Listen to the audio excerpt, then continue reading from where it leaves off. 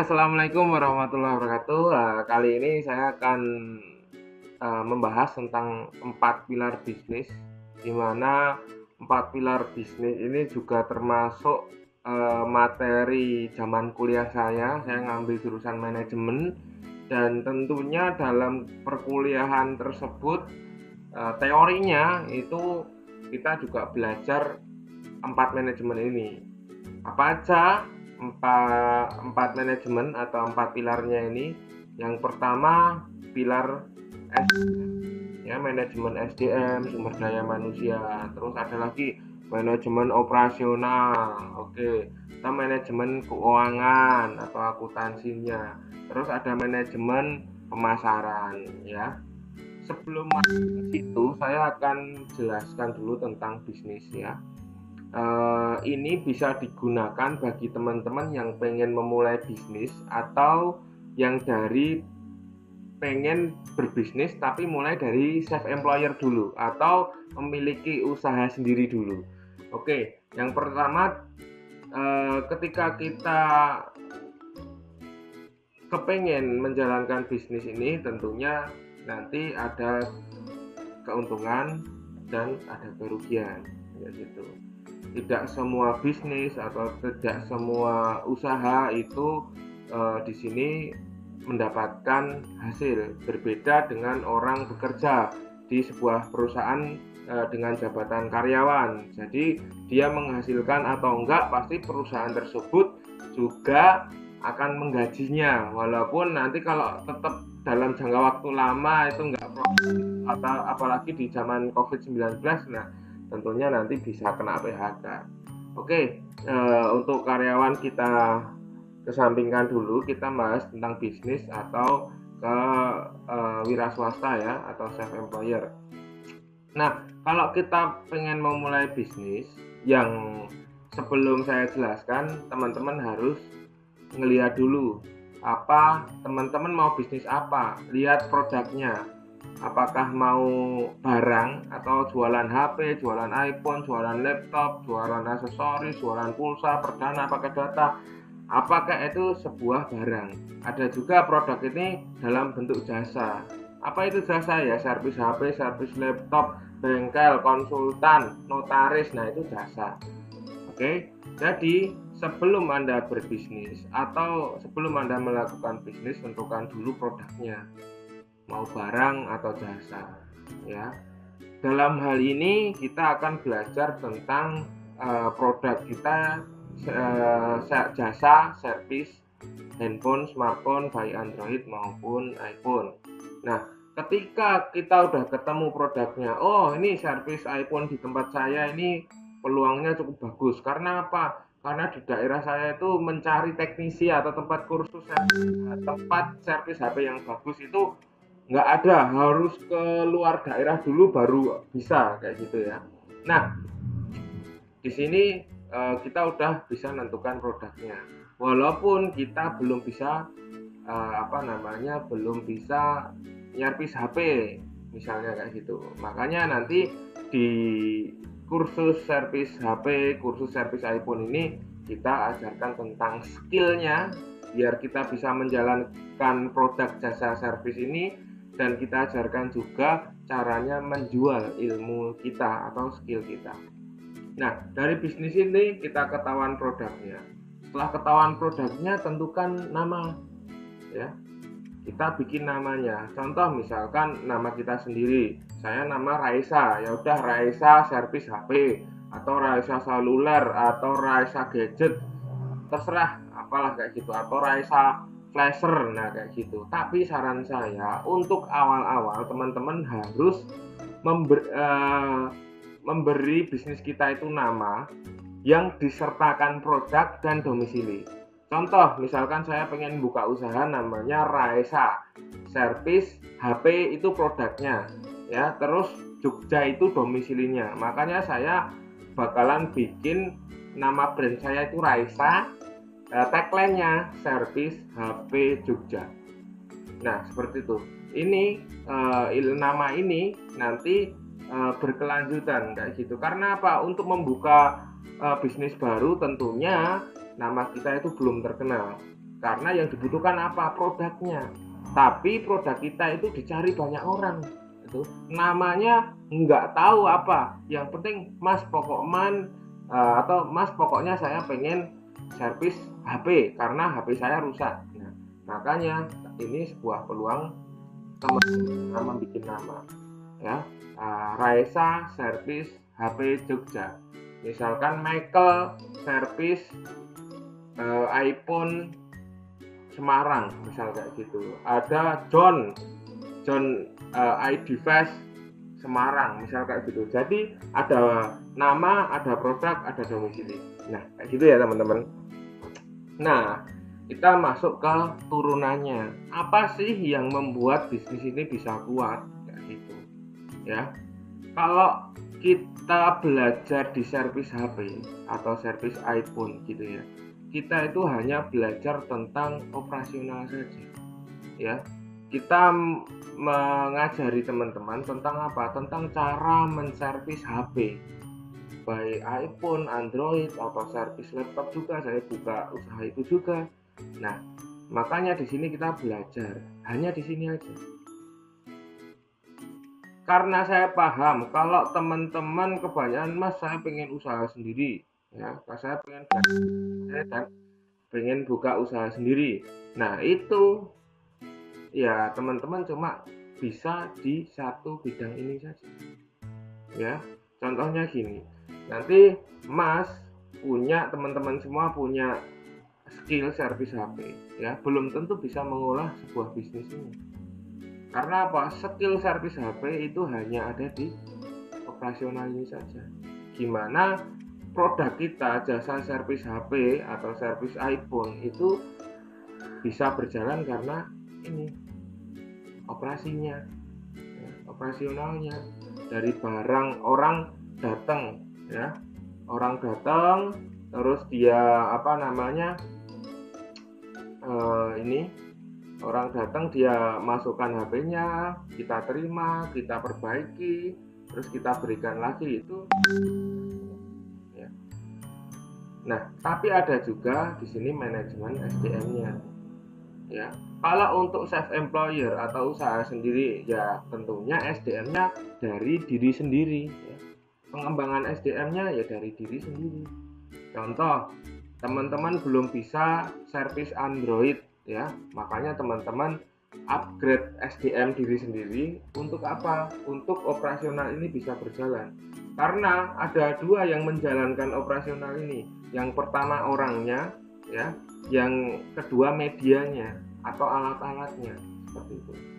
Setelah SDM ini dari diri sendiri, ya, itu nanti kalau kita sudah kewalahan, servisan sudah banyak, tentunya kita nggak bisa mengandalkan diri sendiri lagi. Makanya kita harus bikin tim. Kalau kita sudah punya tim, kita punya seseorang yang membantu kita, nah itu baru bisa dikatakan sebuah bisnis. Itu ya teman-teman, paham ya? Jadi SDM itu dari diri sendiri. Karena saya sendiri berdasarkan pengalaman saya memiliki belasan teknisi kayak gitu, ya. Satu teknisi itu mentok itu sehari bisa mengerjakan 5 HP saja, ya. Untuk sehari bisa mengerjakan lebih dari 5 itu sudah luar biasa. Dia udah berkorban waktu, tenaga, dan skill mereka cepet-cepetan lah, agar apa? Agar dalam waktu sehari dia bisa mengerjakan 5 handphone. Itu sudah keren. Kalau untuk kerusakan ringan mungkin oke lah bisa, tapi kalau untuk kerusakan mesin atau motherboard saya kira 5 itu sudah banyak sekali. Nah, makanya ketika servisan yang datang lebih dari 5 gimana? Ya udah, kita butuh SDM. Nah, kalau di perusahaan besar ya itu ada HR, di mana HR ini pekerjaannya apa? Yang ngurusi tim-tim yang ada di kita, yang ada di bisnis kita, baik dari SDM-nya sendiri, divisi HRD-nya sendiri, atau dari divisi operasional, dari keuangan. Contoh misalkan, ini bisnis kita nggak ada yang megang akuntansinya nih, maka kita nyari SDM-nya. Nah, kayak gitu ini dipegang dari SDM. Nah, kalau di operasional, ya, contoh misal kita udah buka servis nih, bagi teman-teman yang udah memiliki usaha jasa servis smartphone kayak gitu ya. Nah, tapi belum bisa maksimal. Nah, dengan mengikuti kursus, contoh operasional ini bisa berjalan dengan bagus. Contohnya begini, misal ada 10 handphone ya teman-teman. Nah, dari 10 handphone karena skill kita terbatas, maka kita hanya bisa mengerjakan 5 handphone. Sedangkan yang 5 ini lagi, kerusakan berat ini nggak bisa kita kerjakan. Ya sudah, karena skill kita nggak ada, makanya 5 ini tidak menjadi cash buat kita. Berbeda kalau misalkan di operasional kita memiliki seorang teknisi bagus dan mahir kayak gitulah. Makanya dari 10 ini mungkin dia bisa mengerjakan 7 sampai 8 ya. Yang duanya bisa gagal. Karena apa? Mungkin spare partnya nggak ada, atau enggak yang satunya lagi harganya nggak cocok, akhirnya dia cancel kayak gitu. Tapi setidaknya apa? Setidaknya kita sudah memaksimalkan ya apa yang kita miliki gitu. Itu di operasional. Jadi semakin kita jago dalam servis HP, terus pelayanan kita bagus ya, terus efisiensi alatnya. Contoh kalau kita mau mengerjakan ini sebenarnya bisa tapi nggak ada alatnya. Contoh misal untuk JC ini buat buat software iPhone atau repairan iPhone, harusnya kita bisa ngerjain tapi kita nggak punya alatnya, ya sudah, itu operasional kita akan terganggu kayak gitu. Nah, yang selanjutnya keuangan ya. Saya sendiri tidak begitu jago di keuangan ya. Yang penting teman-teman punya laporan laba rugi lah ya, berapa uang masuk, berapa buat biaya operasional. Dan tentunya ya teman-teman, yang harus diperhatikan itu teman-teman harus tahu cara menghitung laba rugi. Setidaknya teman-teman tahu cara menghitung omset, apa itu omset, apa itu profit ya. Nanti saya akan jelaskan bagaimana cara menghitung profit ya dari semua omset yang kita dapatkan, sehingga kita tidak bingung masalah sewa tahun depan seperti apa, cara menggaji karyawan seperti apa. Nanti saya akan jelaskan di sesi berikutnya. Itu tentang SDM, operasional, keuangan, dan yang terakhir yaitu marketing ya. Sebentar. Nah, di marketing ini sebenarnya paling banyak sendiri, dan yang memang menjadi ujung tombak sebuah perusahaan ya. Nanti kalau teman-teman belajar marketing itu ya, teman-teman tahu apa namanya selling, apa itu namanya branding ya, apa itu namanya STP, segmentasi, targeting, positioning ya. Terus teman-teman tahu bisnis kanvas kayak gitu ya. Nah, tapi saya hanya akan menyampaikan satu dari sekian banyak di bidang marketing ini, atau market saya tulis di sini. Oke. Yaitu tentang nih 4P ya, atau yang biasa disebut dengan marketing mix ya. Oke, saya kecilkan. Oke. Nah, apa itu marketing mix ya? Yang di dalam teori ini ada 3 bagian ya. 4 bagian maksud saya, 4P. Yang pertama saya bagi ke sini lagi ya. Produk ya. Setelah kita punya produk yang bagus, kita punya harga yang bagus, price. Setelah kita punya produk, kita punya tempat. Maaf ya, ini saya pakai tangan karena ini stylus saya baru rusak dan ketinggalan juga di toko satunya, jadi tulisannya kurang bagus karena saya cuma pakai tangan ya. Ini produk, saya ulangi, ini price kayak gitu. Yang ketiga itu place atau tempat. Yang keempat, promotion. Ya, promotion. Nah, seperti ini teman-teman.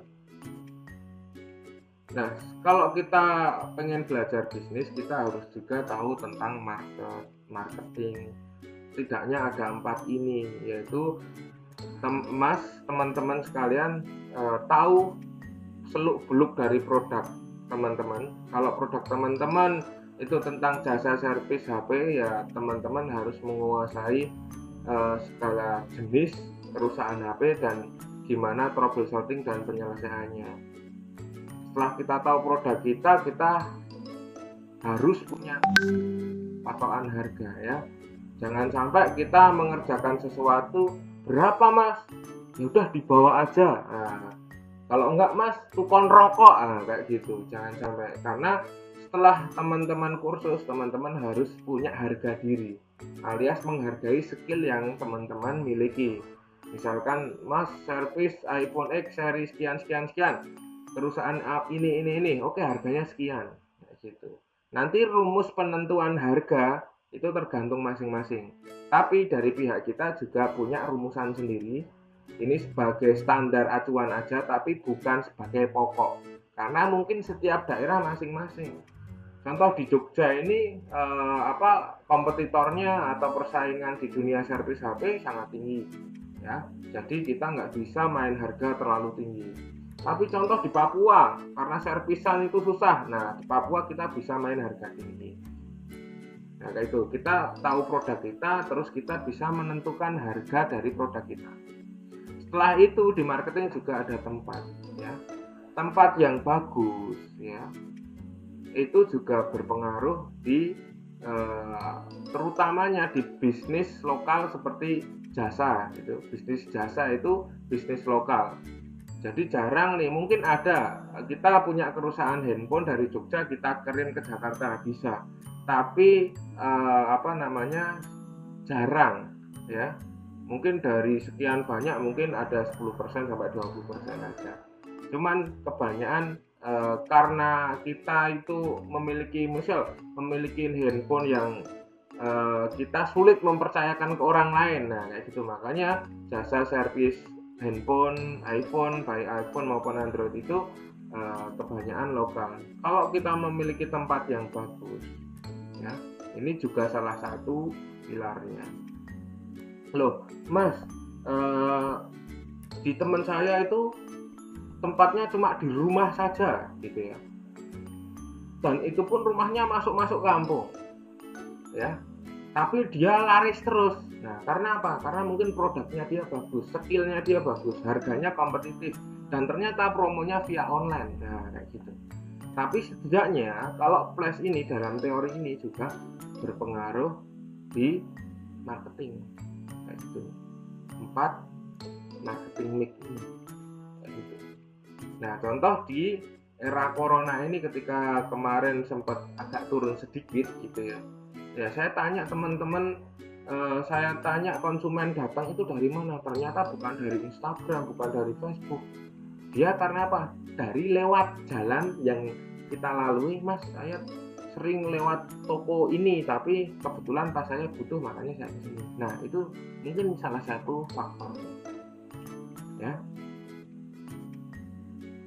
Oke, selanjutnya tentang 4 pilar ini, yaitu promotion ya. Saya membagi promosi ini menjadi 2 bagian, online sama offline ya. Saya kalau offline saya nggak akan bicara banyak kayak itu. Yang penting kalau offline ya gimana tempat teman-teman bagus, di mana ada papan namanya, baliho atau banner atau apakah yang itu semenarik mungkin, itu offline ya, terserah seperti apa. Tapi saya akan mengajarkan tentang ini marketing online-nya dari 3 platform. Apa itu? Search engine atau Google ya, yang kedua media sosial, yang ketiga marketplace. Nanti akan saya bahas promo online ini di sesi selanjutnya. Mungkin itu yang bisa saya sampaikan. Kurang lebihnya mohon maaf. Assalamualaikum warahmatullahi wabarakatuh.